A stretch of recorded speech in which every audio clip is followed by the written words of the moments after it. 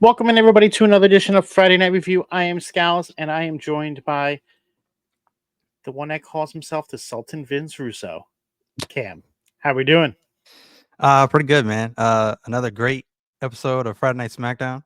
Like I said, they're definitely keeping the energy up for going into SummerSlam and of course Money in the Bank. So I'm liking it. We've had two solid weeks of WWE programming.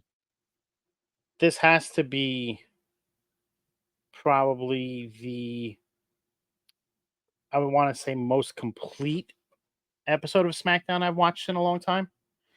How it went from top to bottom. There really was not much that you can take away from this show that wasn't something that involved a storyline in some way, shape, or form. What's going on, Virgo? How are you doing tonight? Right? Am I wrong in saying that? Oh no, for sure, absolutely. They're definitely very focused on keeping their storylines in check, and I appreciate that. So like I Let's said, see they're what definitely happens keeping next. it. Yeah, That means they're doing a good job. yeah, they're doing something right. Um, Moving on. The one thing that bothered me about tonight, though, was all the black spots on Yeah, TV, that was excessive. and it's it's really to do with Fox and the way that they black things out. And I cannot wait for WWE off of Fox. Like, Yes, at please. least on SmackDown, it just you don't have sound and you still have the visual, so you can Yeah, still see what's going on. yeah. Um, let's talk about these wrestling matches from tonight, though, because those three triple threats, Yes. They were good. like, They were really good. even with interference Mhm. in all three of them, in some way, shape, or form, it didn't hurt the matches. And that's what you're always worried about, is that the interference and the distractions are going to cause people to overlook what actually happened in the matches. So let's start with the first women's match, where you had Tiffany Stratton going up against Jade Cargill and Candice LeRae. Candice LeRae. Yep. Well, first of all, when they first opened the show and they were showing some of the wrestlers coming in, and they showed Jay Cargill coming in. I don't know about you, but I kind of got a heelish vibe from Jay Cargill. I don't Uh-huh. know. It just looked like she kind of was like going Hollywood a little bit for a second. It's like she was acknowledging that she was on camera, but she was kind of not. Like she's like, I'm on my phone, like with my agent or whatever. So I don't know. I got like a heelish vibe from Jade or whatever. I don't know if that's a sign of things to come, or if I'm just reading too much into that. But now this was a good match. Uh, Now initially, I didn't understand. The thing I guess I didn't really like is the fact that when Nia Jax came out and Bianca came out, and then then they started arguing, and then it's like we went straight from that to commercial. It was just like it was a weird place to have commercial break just put into that. But that's just a little thing. That's just like a little nitpick with me. But other than that, I mean, Well, this is a well, great how we doing? this is a great match. What's going on, Will? Uh, and I like the fact that you take first of all, I think this is Jade's first like real outing on her own, outside of what like the Rumble, I think. She So had one singles match, okay, and it was like a squash match. So this was okay, like her first real one to where she didn't hmm have to worry about tagging somebody in. But yeah, yeah. So that put her in a different limelight tonight for sure. So they're definitely protecting Jade, obviously, because they took her pretty much out of the equation after the whole interference with Eddie Hartwell. So they're definitely setting something up. Again, like I said, I truly do believe that maybe there's a heel turn for her down the line. We'll see. Um, but of course, Tiffany Stratton. I mean, she was on fire tonight. That picture perfect moonsault to end the match, beautiful, absolutely beautiful. And I think she's again. And I know Sean's going to be going insane, but did again, I think she's the obvious choice to win Money in the Bank for the women. So I would it's just disagree too on good. that one. Really, who do you think? Yep, Chelsea Green. I don't know about that one, but One of the two. If you're gonna have somebody finally lose it and not be successful, because you notice how they're leaning into it every single time they're mentioning the women's Money in the Bank, it's been 100% success rate, 100% success rate. They keep saying it. If you're going to have somebody lose on the cash in, Chelsea Green is the perfect person to have that happen to. I can't disagree with that. Just because of how her character is. Yeah. Like, it fits right into everything that is happening. If somebody is going to be successful, then you're putting it on Tiffany. But if they want to break that trend of it being 100% success rate, they're putting it on Chelsea Green. And she's going to fail. That's just... It's interesting. That's the way I take it. Because every time they talk about the women's, that's all you hear. They say it every time. But Tiffany looked like Tiffany before the whole thing that happened with Twitter, with Instagram. This was the Tiffany that was back then getting hot in the ring, having a great match. I liked the pairing with Nia Jax. Nia didn't really do anything, but just be out there, and it worked. Because Bianca came out and tried to even the odds, and in the end, it was Bianca's fault that cost her the match. Yep. But I don't know. Anything else about this match before we move on to the other women's one? I think that's it. So the next women's one, you had Indy Hartwell versus... Oh, my mind just went blank on this one. Who was else in that match? Who was else in that match? Indy Hartwell. Who won the match? It was... I don't remember. Wow. I think it was Naomi. Naomi? Was it Naomi? I think Indy? it was Naomi. Yeah, it was. And then I forget who the other one is. I'll have to look it up. But that match, that was a nonstop match going on. Like, there was just action all over the place. Yeah. Yeah, it's I don't know. Blair Naomi Davenport. Blair Davenport. I kind of would have went with Blair Davenport to me. I mean, because I can appreciate like them putting some new faces in here that are either new to the roster or just coming up. Like, I don't know, because they definitely need to push new talent. We talk about this all the time, pushing new faces and giving them opportunities. So my choice would have been more so Blair than Naomi, but that's just me, I guess. I don't know. I agree with you on that one. But I do like the fact that they did protect her. It was her first match on the main roster. It was her debut, and it was at Madison Square Garden, and she got to show off what she could do.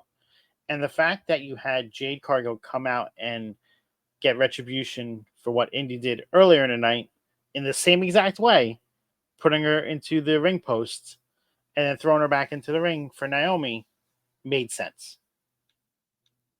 Yeah. And it adds that little intrigue also in the storyline of Naomi and Bayley being friends. Like, what if Naomi wins? Is she going to cash in on Bayley? Or is she going to go to the other brand? Like, it's adding that little intrigue onto it. Now the men's one. This match. Santos Escobar, LA Knight, and Logan Paul. Logan Paul comes out with Tyrese Halliburton. What was your thoughts on that? And I knew that was going to happen based off of what happened on Monday. Because Tyrese was in the crowd on Monday behind commentary, and he was on the phone with Logan Paul. So they planted the seeds there. So it's funny that you say that because, you know, I wasn't thinking that necessarily. Well, you I were at didn't, the, I was at the show. Yes, right? I saw Halliburton. So there. did you see that?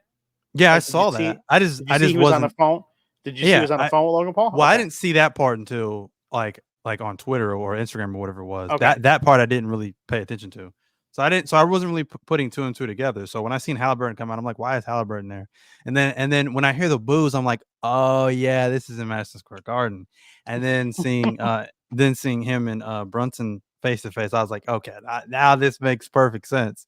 So I like how they did that or whatever. So Logan Paul once again, he's great at just getting heat and just he's petty in that way, So he loves getting that heat reaction from the crowd. So I thought that was Oh, fantastic. he is perfect at getting the heat Perfect. like that. So I thought that was a great moment. Honestly, it just made perfect sense. That the boos from the crowd were loud. I mean that was Dominic Mysterio level boos right there. So loved it. I loved every second of it. That's good. That's New York for you, because I've been there for Dominic Mysterio boos, and that is loud. So I wish I was there tonight for this show, but unfortunately I had other things that came up that I couldn't go. But this match, I was surprised that they gave it to LA Knight. I really was. And the reason being was I thought they were setting up LA Knight versus Logan Paul at Money in the Bank. I still think they are setting up Paul and Knight, but not at Money in the Bank. I think they're saving it for SummerSlam now. SummerSlam.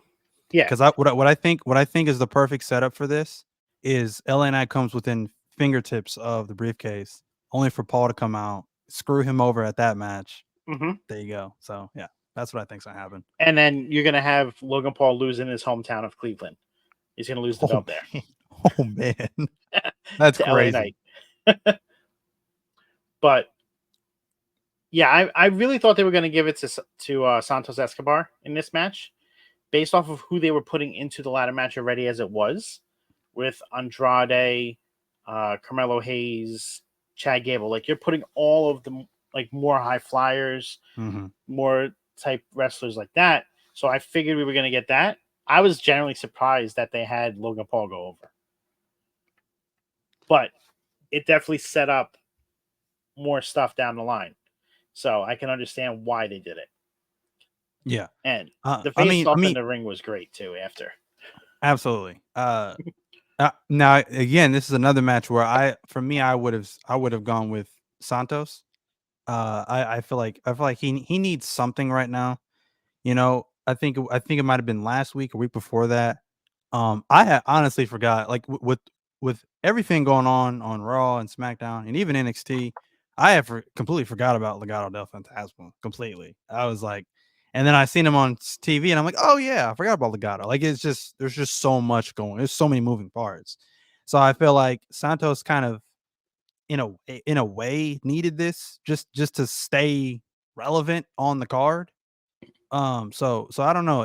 I feel like they got to do something with Santos. Santos he's too good to not at least be given the opportunity, So, but I don't know. Who knows? Maybe they've got something else planned for Santos down the line. But again, as we both said, like we get why they give it to Paul or give it to LA Knight, because it sets up an even bigger story with him and Paul. So, Jalen Brunson, like, I don't know. That crowd was going nuts for him. yes. And I know it's in the Garden, but him and I want to see them in the ring now. Like, I want to see Brunson versus Halliburton. That'd be interesting to see for sure. I mean, Brunson has a shirt on WWE.com. They put out a shirt for him. Really? Yeah. I think I might go cop it. It's actually pretty good. That's funny. But yeah, I mean, I enjoyed all the interactions in this. Halliburton had the brass knucks, like he was trying to, help Logan Paul cheap to win. Oh, you have ads, Will? Okay, I know a way you can solve that and get rid of them. But yeah. Anything else you want to touch base on this? Yeah. But is there anything else you want to touch base on before we head on out? I think that's it.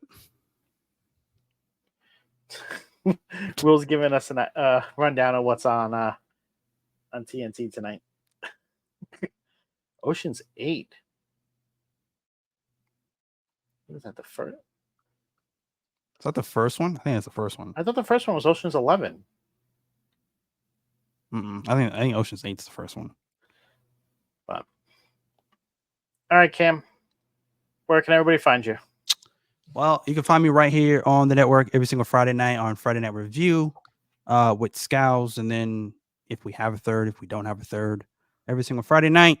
And then, of course, on our sister page on Rivet City Radio every single Monday night on the table spot immediately following Monday Night Raw. And then right there again on Rivet City Radio every single Wednesday night with The Boom with myself, Metalcore Mike, and, of course, Phil Kahn after AEW Dynamite. And then on the socials, you can find me on Twitter.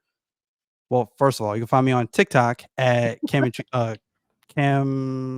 Wrestling Corner, and you can find me on Call Me Cam G. I have a lot, and then Cam's Square Circle Mania, and then you can find me on my other socials on Twitter at Cam and Cheese 317. And if that does not sizzle your bacon, you can find me on Instagram at 317 Bacon Eggs and Cam. I am Scalz. You can find me here on Off the Top Media on both Twitch and YouTube, as well as Off the Top Media _ on TikTok, Twitter, and Instagram. I host Friday Night Review with Cam every Friday night, and NXT on Tuesdays. We do NXT on Tap with myself, Jax, and Phil. In the fall, we are going to be bringing back Ringside Chatter, which is our podcast that we talk about hockey. So if that's something you like, make sure you subscribe now, so this way you get the notifications when that does come back. If you like all the stuff here, make sure you like them, subscribe, do all that fun stuff. Help us get our algorithms out there. Help us get new listeners. Help us continue to grow. We are on the way to trying to being able to monetize on YouTube. We are about 1,000 hours away in watch time. So I would appreciate it if people can go out there and watch some of our videos. Would like it. Thank you very much. That being said, I want to thank everybody for stopping by tonight. I hope you have a great evening, and we'll catch y'all soon.